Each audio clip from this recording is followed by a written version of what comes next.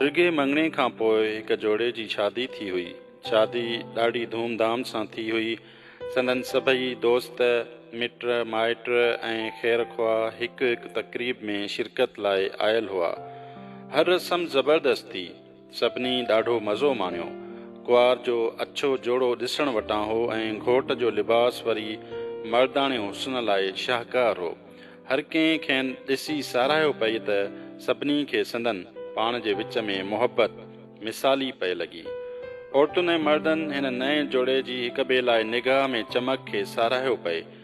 मतिलब त छा त शादी हुई ऐं छा त जोड़ो हो। सभु कुझु मिसाली हो, मिसाल बणजण लाइ काफ़ी हो।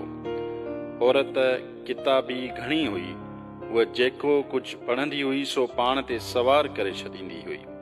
संदसि ख़्यालनि जी उॾाम ऊंची हूंदी हुई ऐं हूअ तसवर जा ॾाका चढ़ण में पुठिते पेर न रखंदी हुई। कुझु महीननि खां पोइ ज़ाल मुड़ुस वटि हिकु तजवीज़ खणी आई।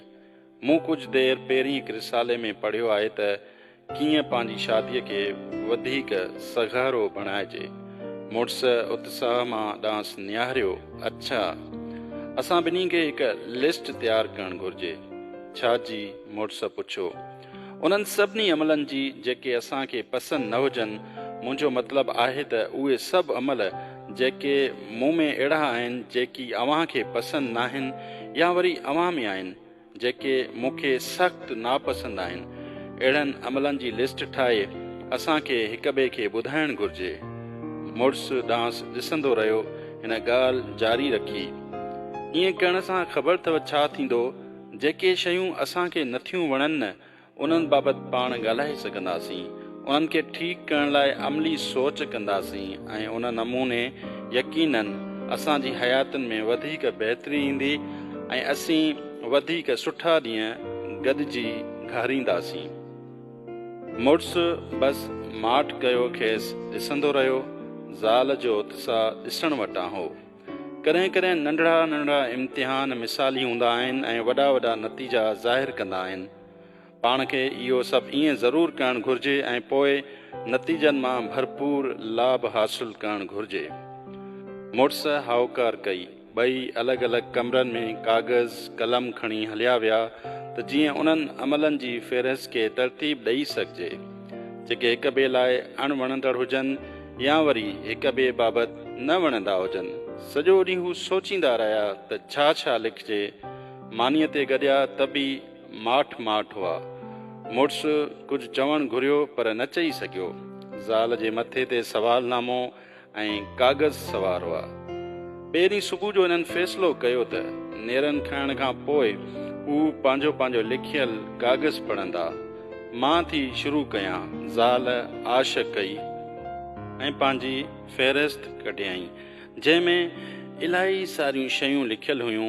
हिन त पूरा 3 पना भरिया हुआ। जॾहिं हिन नंढियुनि नंढियुनि ॻाल्हियुनि खे पढ़णु शुरू कयो त खेसि महसूसु थियो त मुड़ुस जी अखियुनि में पाणियाट उभरी रही हुई। छा थियो? हिन मुड़ुस खां पुछियो। कुझु न, हू मुरकियो। तूं पढ़ंदी रहो ऐं फ़हिरिस्त मुकमिल कर। ज़ाल खे पंहिंजो जुनून हो। हिन 3 पना पढ़ी पूरा कया जंहिंमें 30 खनि शिकायतूं लिखियल हुयूं। उहे सभु नुक्स आदतूं ऐं अमल लिखियल हुआ जेकी खेसि पंहिंजे मुड़ुस में पसंदि न हुआ या वरी जिन खे हिन बदिलाइण पए घुरियो।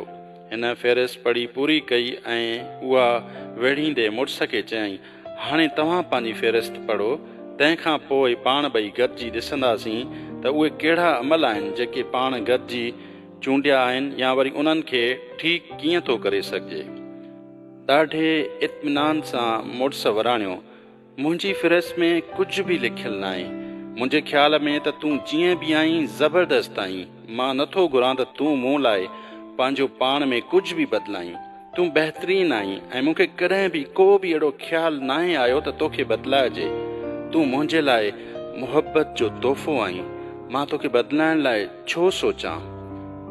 हाणे ॻोढ़नि जो वारो ज़ाल जी अखियुनि में अचण जो हो।